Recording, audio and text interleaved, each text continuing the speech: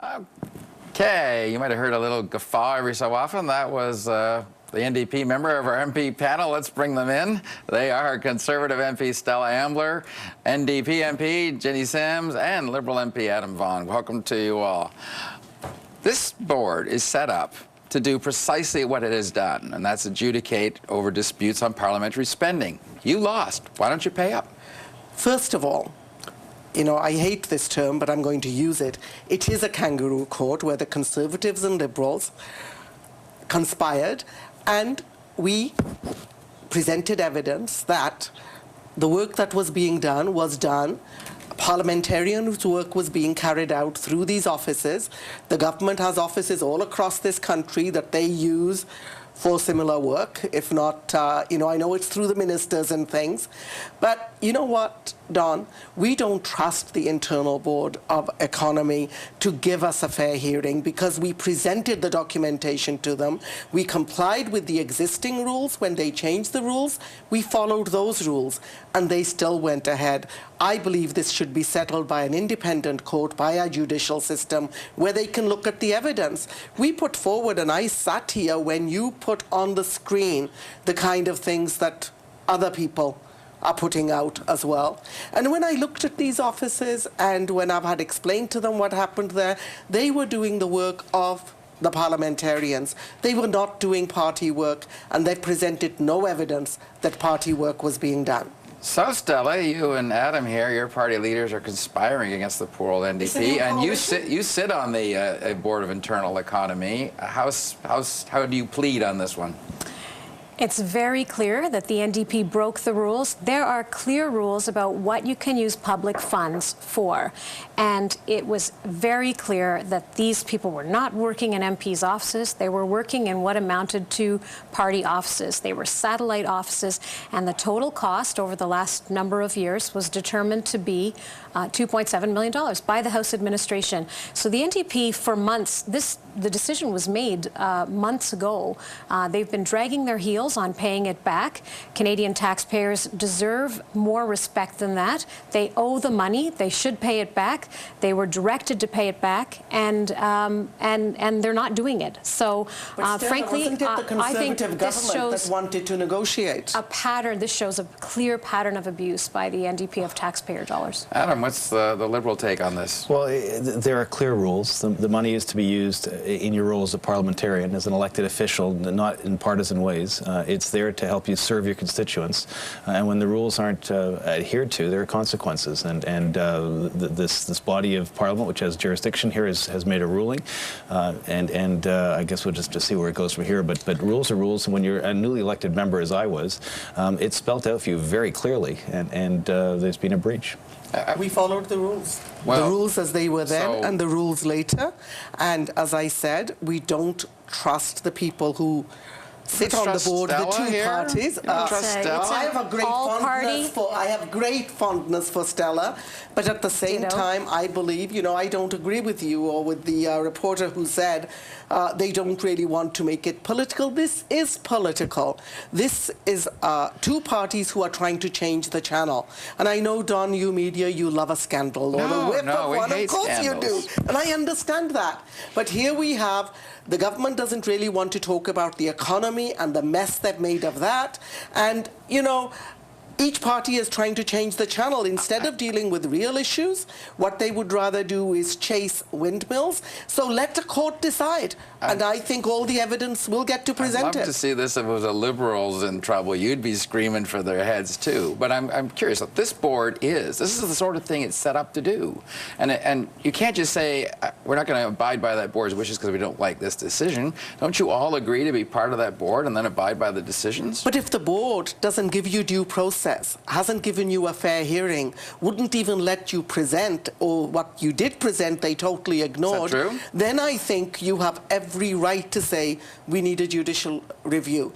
First of all, let me say something else, Don. We live in a country where we believe in the rule of law. And here we are by this secretive board, and they're the ones who keep releasing everything, not us. But, when we've tried to present material there, they're not letting us present those materials. And you know what? Let the courts decide, and then we'll have a follow-up conversation. Does this have to go to court? It is in court. The NDP have decided to take it to court, but Yes. but it's a board. It was a board decision. This is a House of Commons administration. They are absolutely allowed to make the rules and enforce them, and they have done And if that. they're wrong? They made a decision. Well, they're not wrong. It's an all-party board, and we voted, and the direction was clear. You broke the rules. Let the You have courts to pay the decide. money back. See, I always thought you had satellite offices, and they were called MP offices, and that's where you did your parliamentary business, and there's one in every Well put. riding. They're Well, actually let the not- courts They're decide. actually not called MP offices. They're constituency offices, and they're there to provide services to constituents. They're not there to build a party structure. They're there to build a relationship And there is no with... evidence that what was happening was a party structure was being built. There were clear delineation between the work that was being carried out by the parliamentary staff. They were dealing with the MP issues. All right. And it was a matter of And coordination. they should have been in the ridings, not in Montreal. Interesting. All right, there are other issues I wouldn't mind bringing One or in. two. And there is another liberal conservative conspiracy going on. Oh, that's here, a real yes. coalition happening. I just want to bring in a clip from Justin Trudeau today where he's agreed to go along with the conservative anti-terrorism bill. Here's what he had to say. This bill can be improved, but on the whole, it does include measures that will help keep Canadians safe. As such, the Liberal Party will support it.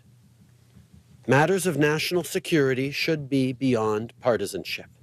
We will take a constructive approach to improving this bill. Liberals welcome the measures that build on the powers of preventative arrests, make better use of no-fly lists, and allow for more coordinated information sharing by government departments and agencies. All right, Stella, I want to bring you in first on this. It seems like the Liberals are throwing a pretty big olive branch out there, saying we're on side with a major piece of legislation here, but we'd like to see some more oversight. Is there any chance the government might extend the olive branch back and say, okay, you think we got a point here? Let me say this about the oversight mechanism. It's one that in Canada has been in place for 30 years and has worked well, has served us well. We've actually come around on that issue of oversight to a Liberal opinion from 2005 where they decided that the Liberals said civilian oversight is the way to go, and so that's exactly what we have. We have independent, third-party, non-partisan, expert oversight of our national security, and so now all of a sudden this is something new that the Liberals do. It's convenient for the Liberals to support this bill that's currently here at home and before our Parliament. It's not a question of convenience. Liberals... It's not a question of convenience. It's look, at circumstances have changed around national security. It's the right thing to do to review the rules and regulations and the laws, but there's a balance that needs to be struck. And as we change some of the fundamental rights that Canadians currently enjoy, it's critical that there be parliamentary oversight. Civilian oversight is the cornerstone of good democracy and good policing. And so what we've asked for is parliamentary oversight, the same sort of oversight that's in New Zealand, in Australia, it's in England, it's in the United States. We need the same thing here. We have now combined our security forces, CSIS and RCMP and other agencies, and it's a new structure. It therefore needs new oversight. That oversight should be parliamentary in nature. The second thing, and we're also asking for this, and if this isn't put in the bill through the committee process, it'll be in our platform in the next election, is that as you start to give CSIS and RCMP new responsibilities, you must also start to build their budgets to fulfill those capacities. And unfortunately, this government has cut those budgets, cut them rather significantly, and that means that we're not only are we getting new responsibilities, there's no oversight, and there's no capacity, and that worries us, but we'll work with the government to try and strengthen this bill. First of all, I believe that every parliamentarian in that House wants to take on terrorism and wants to address the issues of security. The major issue here is that, yes, absolutely, security is important, but so are our civil liberties. And it's how do you protect both?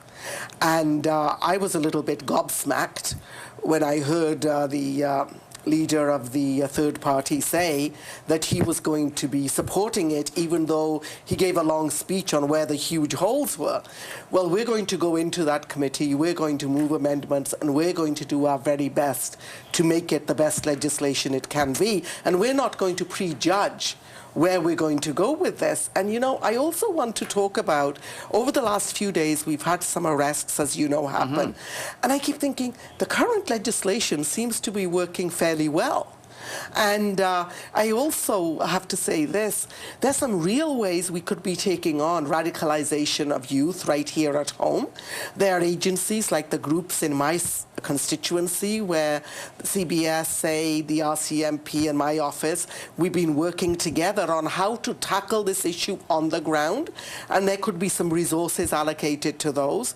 We're also hearing from CSIS and RCMP and everybody, they are overstretched for their resources. I mean, we heard last year after the incident on the Hill, well, you know, if we took all our forces and deployed them that way, we could follow those who are on our suspect list. But so really it's about resourcing, but it's also, and let me finish with this. Okay, that would be good. If we don't protect our civil liberties and put them like side by side, both as equally as important, then I think we open up some dark doors. They've got some points here. They need resources to go with the extra powers. And absolutely, and so that's why we've provided a 1/3 budget increase. A total of 1/3 of their budget for national security forces has been increased. But and so, well, that's just a fact. They have absolutely. We believe that we need to give them the resources. You know, I think what's happening right now with the Liberals supporting this bill, the anti-terror bill, is frankly, it's a bit of a red herring. This is something they're doing back home, but ultimately, let's be clear, the Liberals do not support our fight on global terrorism. The international jihadi movement has declared war on Canada, on Canadians, on our values, and they do not stand, your party does not stand shoulder to shoulder with us in our fight with our allies. Why is it so in hard Iraq. for your party to collaborate and work with other people when you get agreement? You're not really supporting us. You're not supporting our mission against ISIL. It's that clear. I love it if you're. Do you agree? ISIL, okay? Adam, do you think that the international jihadist movement? Would you agree to call it that? Would you say that they're at war with Canada? Okay, well, let's not change the dial. We're talking about the terrorist bill. He's on side. The terrorist bill addresses this. Is that you've tabled legislation. We think it can be improved. We want to work with you to get that improvement in place. The funding needs to be put in place. The balance between civil liberties and protection is a critical thing and requires oversight of Parliament. And all we're doing is saying, look, let's work together. This should not be a partisan issue. This is about safeguarding Canadian rights and safeguarding Canada. And we are trying to work with you. But instead of that, we are out of time. I mean, okay. Let's take this into the green room. Off you go. Thank you all.